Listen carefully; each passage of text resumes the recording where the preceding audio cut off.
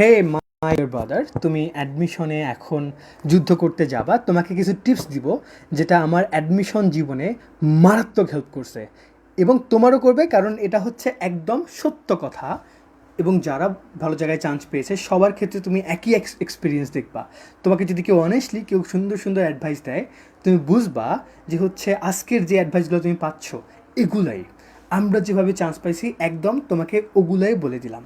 So দেখো, তোমাদের মধ্যে যারা ইঞ্জিনিয়ারিংয়ে চান্স পাইতে চাও অথবা ভার্সিটিতে চান্স পেতে চাও, ইউনিভার্সিটিতে, তাদের অনেক একটা বড় পোর্শন হচ্ছে তোমরা বুঝে বুঝে পড়ো, রাইট?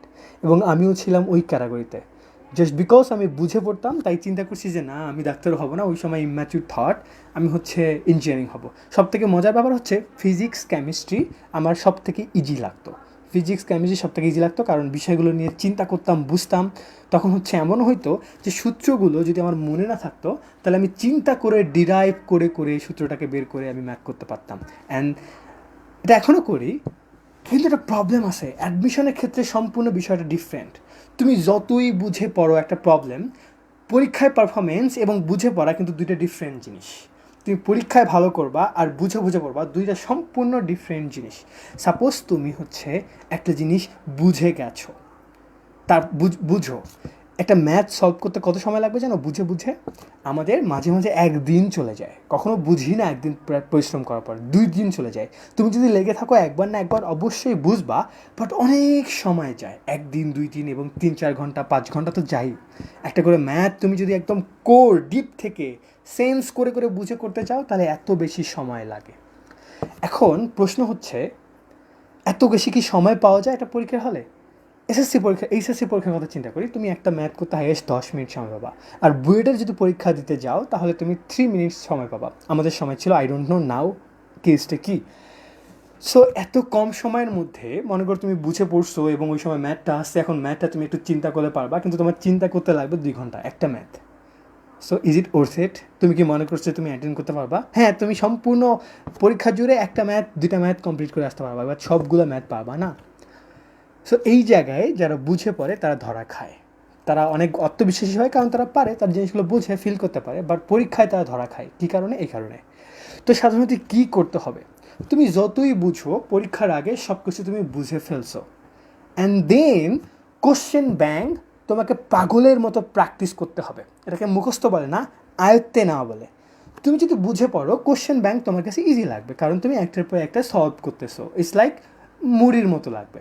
আর তুমি যদি না বুঝে পড়ো, অবশ্যই কোশ্চেন ব্যাংকের প্রত্যেকটা ম্যাথই ডিফারেন্ট ডিফারেন্ট লাগবে এবং তুমি টাইপ ধরে ধরে করবা এবং তুমি একসময় তোমার মাথা পাগল হয়ে যাবে, তুমি কোনটা ধরে আর কোনটা ছাড়বা। বাট তুমি বুঝে পড়লে অবশ্যই কোশ্চেন ব্যাংক সহজ হয়।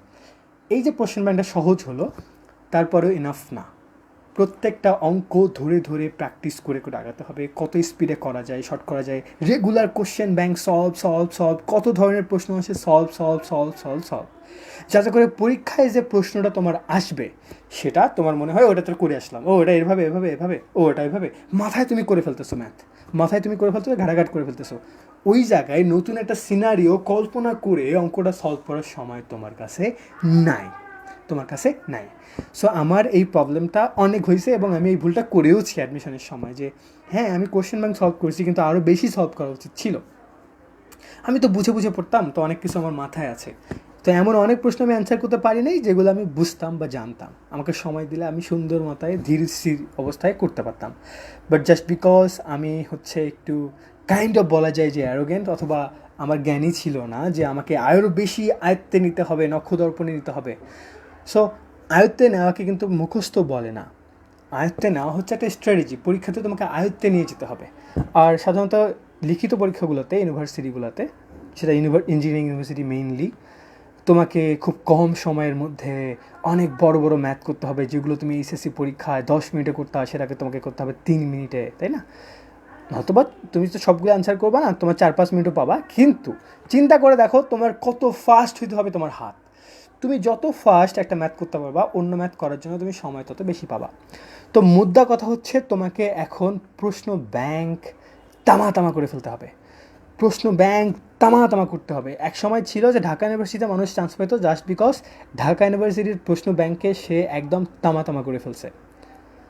এখন I don't know the case, আমাদের সময় দেখলাম যে ঢাকা ইউনিভার্সিটির কোশ্চেন ব্যাংক কমপ্লিট করলাম, 1-2টা এমসিকিউ জাস্ট কমন পাইছিলাম। কিন্তু তার আগের বছরগুলোতে আমি দেখছি যে আমি কিন্তু ঢাকা ইউনিভার্সিটির কোশ্চেন ব্যাংক একদম ভালো করে পড়ছি, 2বার পড়ছিলাম। ওই ইঞ্জিনিয়ারিং প্রিপারেশন নেওয়ার সঙ্গে সঙ্গে ঢাকা ইউনিভার্সিটির প্রিপারেশন তবুও 2বার ইজ নট ব্যাড, এবং ওগুলো বুঝে বুঝে করতাম। তো তখন দেখতাম যে কাইন্ড অফ 60-70% রিপিটেড। যদি তুমি 10-15-20 বছরের প্রশ্ন সলভ করো, 60-80% রিপিট কোশ্চেন। সো এবং তোমার যদি হচ্ছে বেসিক ভালো থাকে, তুমি ইউনিভার্সিটিতে খুব ইজিলি চান্স পাবা। সো এখন আমি জানি না, কিন্তু আমাদের সময় একটু টার্ন হয়েছে, 1টা না 2টা কমন পাইছিলাম, বাট তবুও আলহামদুলিল্লাহ চান্স পাইছি খুব দূরের সিরিয়ালে, বাট সাবজেক্ট পেয়ে পড়তে পারতাম। যদিও আমার ওটা মেজর ফোকাস ছিল না, আমার ফোকাস ছিল just engineering. Question bank, engineering প্রশ্ন ব্যাংক কিন্তু আমরা খুব ভালো করে করছি, খুবই ভালো করে করছি। কিন্তু প্রবলেম ছিল আমার সময় একটা, যে কম্বাইন্ড যে প্রশ্ন ব্যাংক উদ্ভাসের, সেখানে কিছু কিছু ম্যাথ ছিল না। আর যেগুলো সেপারেট শুধু কুয়েটের, শুধু রুয়েটের, শুধু চুয়েটের, শুধু বুয়েটের, ওগুলোতে প্রায় সব ম্যাথই ছিল। তো আমি আসলে ফোকাস করছিলাম বড় একটা মোটা বই কম্বাইন্ড, ওইটাকে একদম তামা করার চেষ্টা করছিলাম, এবং আমার মনে হয় 90% আমি কাভার করছি, মানে মনে ছিল। সো আমি যদি 100% কাভার করতাম, অ্যাট দ্য সেম টাইম অন্যান্য যে কোশ্চেন ব্যাংকগুলো ছিল ওগুলো পড়তাম, এবং আরও কিছু জিনিস ছিল, তাহলে মেবি আমি বুয়েটে পেতাম। বাট আমি রিগ্রেট এখন করি না যে কী হয়েছে। আমি ইঞ্জিনিয়ার হইতে চেয়েছিলাম, অ্যান্ড আমি পড়েছি ইঞ্জিনিয়ারিং ইউনিভার্সিটিতে, and now I am happy. So এইটাই, যে যারা হচ্ছে অ্যাডমিশন প্রিপারেশন নিচ্ছ তাদের জন্য এটা আমার ভিতর থেকে অ্যাডভাইস যাবে, যে তোমরা কোশ্চেন ব্যাংকে তামা করে ফেলবা। Question bank is the king, question bank is the guide, question bank is confidence, question bank is love. Question ব্যাংকের সঙ্গে এখন প্রেম করো, ওকে? আমার ইঞ্জিনিয়ারিং প্রশ্ন ব্যাংক এখনও আছে, আগেরটা আছে, বাট ওইটা কেন রাখছি, কারণ আমার মনে প্ল্যান ছিল যে maybe someday I will work with education. So I need that, যেহেতু ওইটাতে আমি প্র্যাকটিস করছি, সো ওইটা আমার এখন হেল্প করবে। এবং তোমাদের বলছি যে দেখো, তুমি যদি সত্যি ইউনিভার্সিটিতে চান্স পেতে চাও, সেটা ইঞ্জিনিয়ারিং হোক, সেটা যে কোনো ইউনিভার্সিটি হোক, সেটা মেডিকেল হোক, আমরা তোমাকে অনেক অনেক অনেক আগায় দিতে পারি, এবং আমরা অনেক আগাই দিয়েছি। আমরা খুবই আত্মবিশ্বাসী, কারণ এই রাস্তাটার অলি গলি সম্বন্ধে আমাদের ধারণা আছে। আসলে তুমি কোন জায়গায় প্রবলেম, ওই প্রবলেমটা কেউ যদি তোমাকে ধরাই দেয়, এবং তুমি যদি ইমোশনাল না হও, এটা কিন্তু তোমার জন্য অনেক বড় একটা হেল্প। তুমি ইমোশনাল হলে তুমি সেন্টি খাবা, বাট তোমাকে একদম তীক্ষ্ণভাবে তোমাকে প্রবলেমটা ধরাই দিলাম, তুমি আবার ওই প্রবলেমটা সলভ করে আগায় যেতে পারবা। সো এটা একটা আয়না, আমরা তোমার আয়না হিসেবে কাজ করি। তোমাকে কথা বলে, তোমার ভাত টিপলেই আমরা বুঝতে পারি ভাত হয়েছে কি না। সো তোমাকে টিপলেই আমরা বুঝতে পারবো যে আসলে তোমার প্রিপারেশন কতটুকু, তোমাকে কোন রাস্তায় হাঁটতে হবে। তুমি অনেক যে চিন্তাগুলো তোমার তোমার অনেক চিন্তা কুয়াশা, এই চিন্তাগুলো তোমার ক্লিয়ার হবে, তখন তুমি কনক্রিট ফার্ম ডিসিশন নিতে পারবা যে আমাকে এটাই করতে হবে, এটাই করব। এটাও কিন্তু একটা বড় হেল্প। ইঞ্জিনিয়ারিং মানে অ্যাডমিশন সময় মানুষ তালগোল কুপাই ফেলে, যে আমি আইবিএতে যাব না, ইঞ্জিনিয়ারিং পড়বো না, মেডিকেলে পড়বো না, এটা পড়বো না, ওটা পড়বো, কোন ইঞ্জিনিয়ারিংয়ের প্রিপারেশন নেবো, কত কী, মানে অনেক হ্যাসেল। তোমাকে আমরা এই হ্যাসেলগুলো থেকে মুক্ত করে এক ডাইরেকশানে নিয়ে আসবো, ওয়ান ডিরেকশন। তখন তুমি এক ডিরেকশনে ফোকাসড হয়ে কাজ করবা, এবং দেখবা যে তুমি অন্যদের থেকে আগাই যাচ্ছ, তোমার ভিতরে আত্মবিশ্বাস বাড়ছে, এবং তুমি at the end of the day possibility 80-100% যে তুমি তোমার ডিজায়ার্ড গোলে চান্স পাবা। অ্যাটলিস্ট তুমি যদি চান্স নাও পাও, তুমি এখান থেকে যে জ্ঞানটা নিতে পারবা, এটা তোমার লাইফে পদে পদে কাজে লাগবে। কারণ তুমি বুঝবা যে আসলে পৃথিবীতে কোনো কিছু অ্যানালাইসিস করে কীভাবে, অন্যান্য যারা ভালো জায়গায় চান্স পায় বা ভালো ব্যবসা করে, তারা আসলে চিন্তা করে কীভাবে, এই বিষয়গুলো সম্বন্ধে তোমার ধারণা হবে।